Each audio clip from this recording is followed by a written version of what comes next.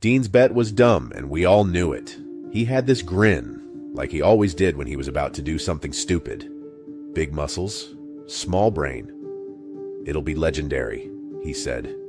He pointed at the rusty, broken-down carnival on the edge of town.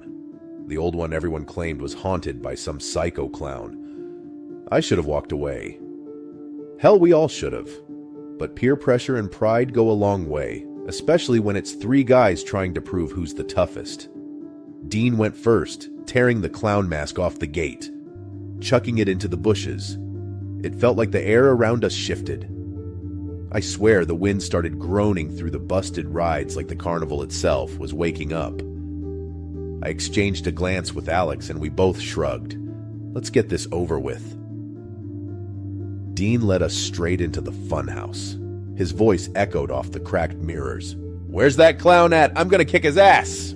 We laughed, but it was nervous, the kind of laugh that made it clear we were just as scared as we were cocky. The mirrors made it hard to keep track of each other. I kept catching glimpses of Dean, his reflection fractured into a dozen grinning, distorted shapes. Then came a metallic snap, and Dean's scream. Shattered glass exploded, and my heart leapt into my throat.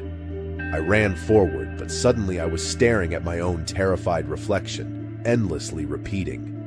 "Dean!" Alex shouted somewhere behind me. I twisted around, but I couldn't see either of them. I only caught sight of something, a dark, hunched figure dragging something heavy across the floor. My gut churned. Dean's scream was still echoing through the mirrors, bouncing around until it didn't sound human anymore. I ran. I don't even remember how I got out of the fun house, but I burst into the cold night, gasping for breath. Alex stumbled out beside me, his face pale, his hands shaking. The entire carnival seemed to groan, like we'd disturbed something ancient and angry. "We need to go," I said, my voice breaking. Alex nodded, but then he froze, staring at something behind me. I turned just in time to see Dean's body, his head lolling to the side, being dragged through the entrance of the old Ferris wheel. A flash of something metallic, a clown mask, disappeared into the dark. "Dean!" Alex shouted, starting forward, but I grabbed his arm. "No! It's a trap!" But Alex wasn't listening. He tore away from me, sprinting towards the Ferris wheel, his breath visible in the cold night. I ran after him, but I was too slow. I saw the wires a second before Alex did. They snapped upwards, tangling around his ankle, yanking him off his feet. He screamed, and I tried to pull him free, but the bumper car crashed down, and the scream turned into something guttural, pain-filled. I saw his leg, mangled, twisted, and I stumbled back, retching. Then the laughter started. A cackle, echoing through the carnival, distorted, broken. "Trespassing's bad business, boy," the voice said, dripping with malice. It felt like it was right next to me, like someone whispering in my ear. I shivered, looking around, but there was no one there. "We need to keep moving," Alex gasped, his face pale, his eyes wide with fear. He was right. I threw his arm over my shoulder, practically dragging him away. The whole carnival felt alive, like every creak of the rusted rides, every flicker of the old bulbs, was watching us, mocking us. We made it to the old security office, slamming the door shut behind us. My heart pounded in my chest as I scanned the room. The walls were covered in old newspaper clippings, photos, hundreds of them, people who had snuck in over the years. Their faces were twisted in fear. My eyes caught on one photo, a man named Ray. The caption read, "Security guard found guilty of trespassers' disappearances." The photo showed him dressed in a clown suit, grinning. My stomach dropped. "Ray?" Alex whispered, staring at the photo. "He's still here?" The clown's laughter echoed outside, and the lights in the security office flickered. Alex groaned, collapsing to the floor. His leg was a mess. There was no way he could move. I tried to help him up, but he shook his head. "Go," he said. "Get out of here." I hesitated, tears stinging my eyes. "I'm not leaving you." "You have to," Alex said, his voice breaking. The clown's laughter echoed again, louder this time, closer. "Please." I nodded, my throat tight, and turned away, running out of the office. The laughter followed me, bouncing from ride to ride, chasing me. I ran through the carnival, dodging traps, wires, swinging metal bars, pits dug under the old carousel. It was a maze, every step a gamble. The Ferris wheel suddenly roared to life, lights flickering, the rusted metal groaning as it turned, like the carnival was waking up again. Then I saw him, Ray, standing in front of me dressed in the clown suit, his mask smeared with blood. He was holding Alex's limp body, his laughter echoing through the mask. Rage and fear twisted inside me, and I grabbed a piece of broken pipe, charging at him. Ray just stood there, waiting, his head cocked to the side. I swung the pipe, and it went right through him, like he wasn't even there. The image blurred, flickered, and vanished. "Gotcha!" a voice whispered behind me. I spun around, but there was no one there. The laughter echoed again, and the lights flickered, the whole carnival plunging into darkness. My heart pounded, and I stumbled backwards, my foot catching on something. I fell, my head slamming against the cold ground, and my vision blurred. When I opened my eyes, I was in the funhouse again. The mirrors were cracked, reflecting 100 versions of myself, each one more terrified than the last. The clown mask was nailed to each reflection, grinning at me, mocking me. Ray's voice echoed through the funhouse, distorted, broken. "You thought you could escape?" he said, his laughter bouncing around me. I pushed myself to my feet, my head pounding, my vision swimming. I had to get out, I had to... But every hallway led to another dead end. Every mirror showed another twisted version of myself, each one more broken, more hopeless. And then I saw him. Ray standing behind me, his grin wide, his eyes empty. "The maze isn't finished yet," he whispered, and the mirrors shattered, shards flying towards me, and everything went black. Story 2. The first time I heard about the disappearances at the old carnival grounds, I brushed it off as just another ghost story to boost the town's dying tourism. But when my editor sent me out to investigate, something in my gut twisted. People don't just vanish, not without a reason.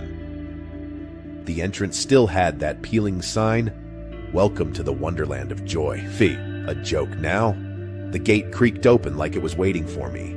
I stepped inside, my boots sinking into the thick mud, the air reeking of mildew and dead dreams.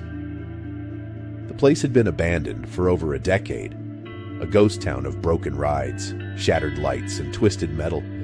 And somewhere in there, they said, was the evil clown. I don't believe in ghosts or monsters, but I believe in people. And I believe that some people are capable of anything when they've got nothing left to lose. That's what drew me to him, Randy Marks, the guy who owned this carnival before it all went to hell. He used to be a local celebrity, but the debts piled up. His family walked out on him, and the carnival went bankrupt. Then he vanished. I didn't buy the clown story. It seemed like a way to hide the real monster, a broken man. I wasn't alone. Jack and Steve, a couple of idiots from town, followed me in, joking about finding treasure in the old ticket booths. Dumb jocks, always thinking everything's a joke. I told them to leave, but they just laughed. We found the first body by the Ferris wheel, a woman half buried under leaves and debris, her face twisted in terror. Jack puked, Steve ran. I stood there, frozen, staring at her eyes. Something about the way they stared at nothing, like they'd seen something they couldn't process, something that wasn't human. Randy. It had to be him. Not some supernatural clown, but a man who'd lost everything and wanted everyone to feel his pain. The second night, I returned alone. I had to. My head was spinning, and I couldn't stop thinking about those eyes. I spent hours searching through old records, tracking Randy's life, piecing together his descent into madness. Turns out the carnival wasn't just a business for him. It was his last connection to his daughter, who died in a freak accident on one of the rides. His life collapsed after that. The bankruptcy was just a side note. I was going to write this story. I was going to expose the truth, make sense of it all. But as I walked deeper into the ruins, flashlight flickering, I felt eyes on me. The wind picked up, whistling through the crumbling attractions. And then I saw him. Randy, or whatever was left of him, stood by the carousel, his face smeared with white paint and a crooked smile drawn in blood. His clothes were ragged, and his eyes, those same dead eyes I'd seen on the woman by the Ferris wheel, locked onto me. I didn't run. I couldn't. I needed to understand him. "This was all you had left," I whispered. He just stared, his lips twitching. The third night Jack and Steve went missing. I wasn't surprised. They had gone looking for more fun. Idiots.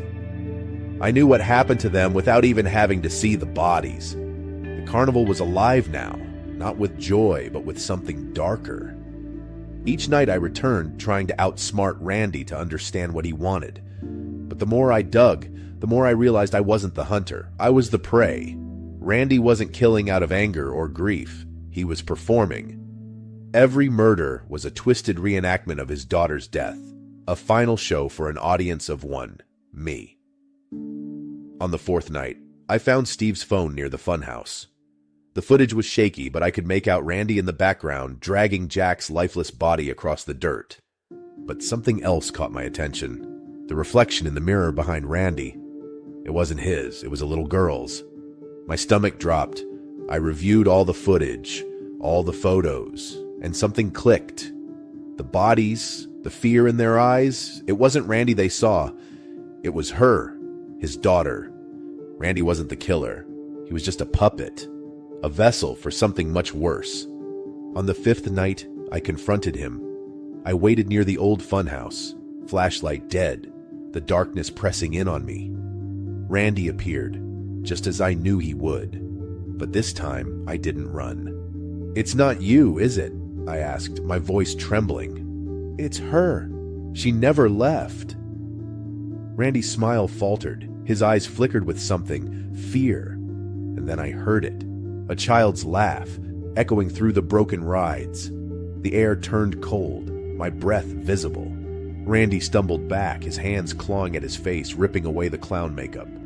"She won't let me go," he whispered, tears streaming down his cheeks. "She'll never let any of us go." I thought I had won. I thought I had figured it out. But as I turned to leave, something grabbed me, small, cold fingers wrapping around my wrist. The last thing I saw was Randy's face, twisted in a grin of pure relief, as the darkness swallowed me whole. Somewhere in that darkness, I heard her voice, a sweet, innocent whisper. "It's your turn now." The carnival lights flickered on, the music starting up again, distorted and hollow. The rides creaked to life, moving without anyone to power them. And I understood. This wasn't just Randy's final show. It was mine.